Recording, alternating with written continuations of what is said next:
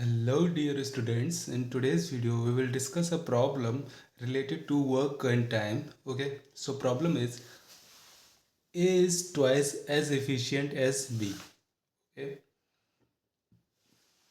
if they together can finish the work in 18 days, how will it take for A alone, okay, to finish the work?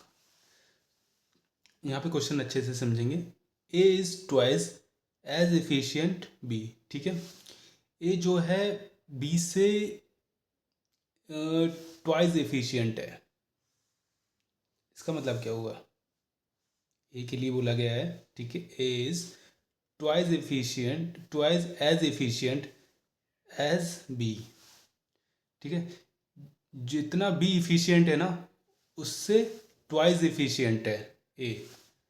ठीक है, लिख लेते हैं. अगर B x efficient है, x ही मानते हैं, मैथ में तो कुछ मुझे नहीं पता होता, तो बी कितना है? ट्वाइस. ट्वाइस मतलब 2x. ठीक है, मैथ के हिसाब से एकदम सही है ना. जो हमें नहीं पता होता है एक्स मान लिया. ठीक है, एफिशिएंसी मुझे नहीं मालूम कि इसकी यूनिट क्या होगी, क्या है, कुछ नहीं पता. लेकिन बी अगर एक्स एफिशिएंट है तो ए जो है ट्वाइस एफिशिएंट है, ये क्वेश्चन कह रहा है. ठीक है, if they work together can finish the work in 18 days. मतलब ए एंड बी प्लस, मतलब दोनों साथ में मिलके काम करेंगे तो 18 दिन में ख़त्म हो जाएगा काम. ठीक है, ये कह रहा है. Okay, how will it take for a के लिए कितने दिन लगेंगे? फिर ए को करने में कितने दिन लगेंगे टू फिनिश द वर्क? ठीक है, how will it take for a alone. Alone बोला है केवल. ठीक है, तो केवल ए के लिए आपको बताना है कि कितने दिन लग जाएंगे. ठीक है, तो मुझे क्वेश्चन में क्या दिया गया है? इफ़िशियंसी दी गई है. ठीक है, अगर मैं ये बोलूँ इफ़िशियंसी का मतलब यही तो हुआ कि अगर कोई काम अगर एक्स जो बी जो है एक काम को 10 दिन में कर रहा है. ठीक है, और ए जो है उसका दुगना एफिशिएंट है, मतलब ए उसकी दुगनी तेज़ी से काम करेगा. ठीक है, समझ में आया क्वेश्चन? मतलब बी जो है 10 दिन में काम कर रहा है और ए जो है उस दुगनी तेज़ी से काम कर दे, है ना. एफिशिएंट मतलब यही हुआ दुगनी, कितनी जल्दी जल्दी काम कर दे. अगर वो दुगनी तेज़ी से काम कर देगा ए, तो उसके आधे दिन में तो काम कर लेगा.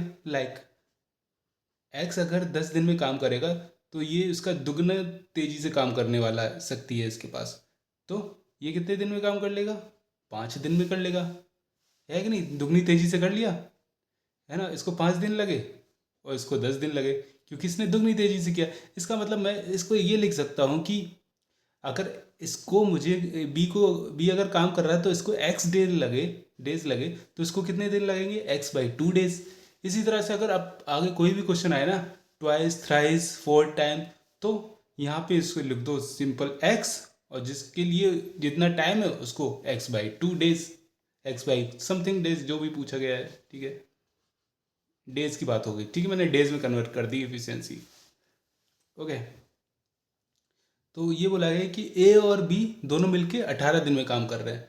ठीक है, एक दिन का काम कितना हुआ इसका? 1/x/2. थोड़ा हौस पौच हो गया, चले. ए का ए जो है x/2 days काम कर रहा है. ठीक है, ये यही निकला था यहाँ से. ठीक है, अब मैं ये कहूँ कि एक दिन में ये कितना काम करेगा, तो 1 डे में सबसे पहले तो हमें ये लिखना पड़ेगा इज इक्वल टू क्या है. ठीक है, जितने दिन हुए और जितना काम हुआ दोनों चीज़ें बराबर होंगी. लाइक कोई अगर 12 घंटे काम करता है उसको 12 घंटे के हिसाब से तो 400 रुपये मिलेंगे, है ना. अगर उसने कम काम किया तो कम रुपए मिलेंगे, मतलब 12 घंटे बराबर 400 रुपये.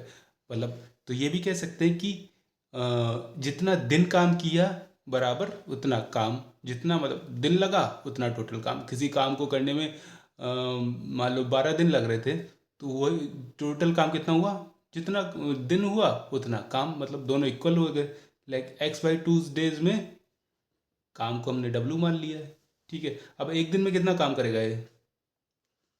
एक दिन में, क्योंकि x/2 तो नीचे चला जाएगा, W/x/2, इसको और सिंप्लीफाई कर लेते हैं, 2W/x।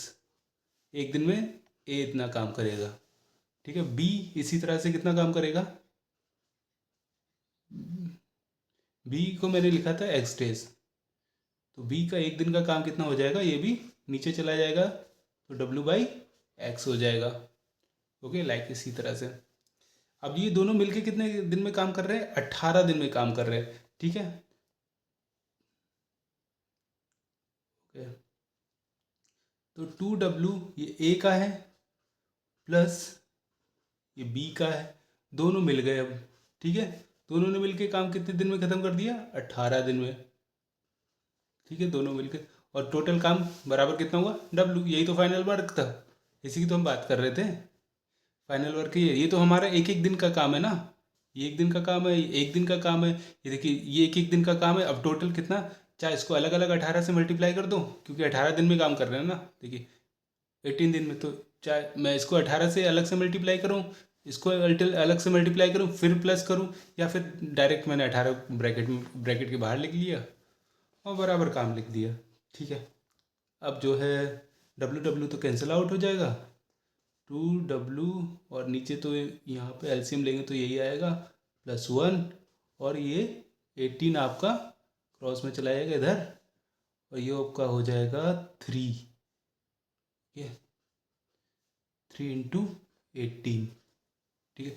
अभी देखिए हम कुछ मल्टीप्लाई नहीं करेंगे, क्योंकि हमें जाना है फाइनल आंसर तक, ठीक है। तो ए के लिए पूछा गया है कि ए जो है, ए को कितना टाइम लगेगा, ए को हमने लिखा था ए बराबर x/2 डेज, है ना, यही तो लिखा था, ए बराबर x/2 डेज,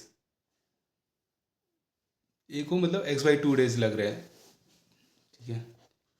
ए के लिए x/2 डेज लग रहे थे, तो यहाँ पे x की वैल्यू रखेंगे हम, 3 × 18 / 2,